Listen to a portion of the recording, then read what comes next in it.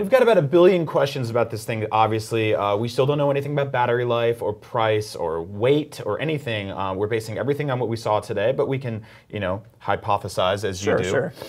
So what are your concerns about this thing? I mean, number one is the price. We've kind of just recently seen this thing with the PlayStation VR where they're like, it's only $400.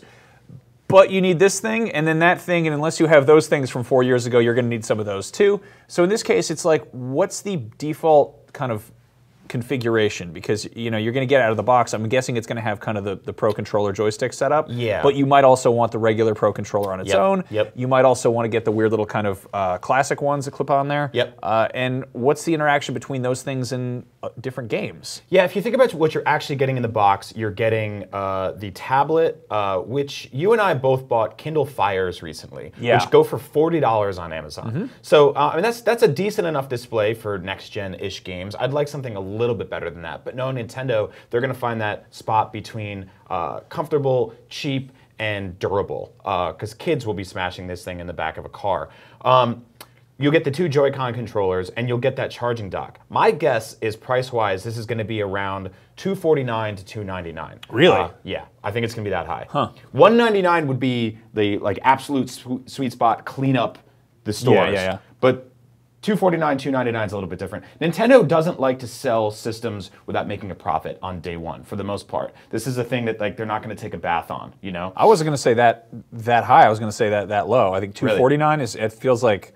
I mean, that's a smart price, but yeah. I mean, we'll have to wait and see on that front. Obviously, a lot of stuff from this trailer we don't know about. Like, is it a touchscreen? Is it a good one? How responsive is it? The peripherals and all that. And then, what are the limitations of memory cards? We heard rumors about this thing at E3 from publishers, and we published some of those, and others we sort of kept under wraps. Battery life for this thing is going to be a big make it or break it situation. My guess is that the battery life for the Nintendo Switch, when you take it on the road, will be roughly around 3 hours. Yeah. What do you think about that?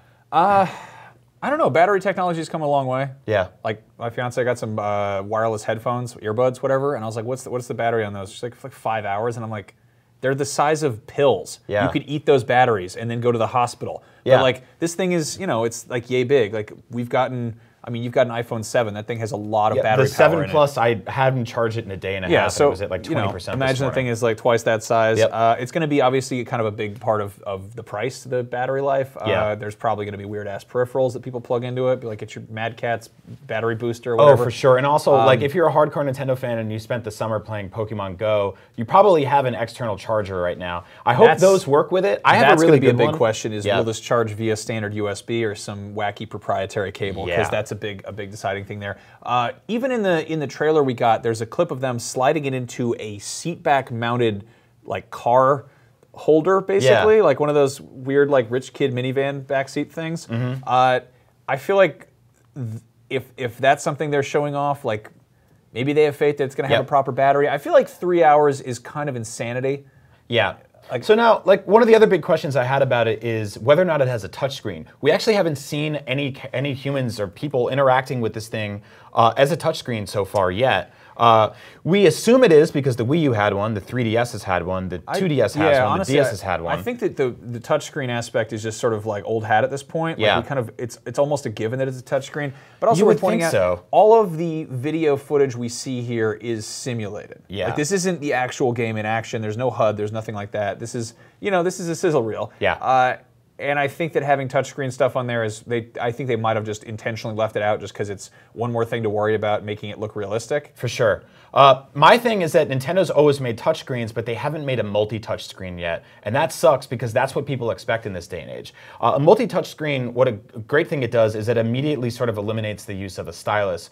People had to use a stylus on the DS and the Wii U because that touchscreen, you actually had to push down on it. It was almost like a giant button. It didn't just track your fingertips like that.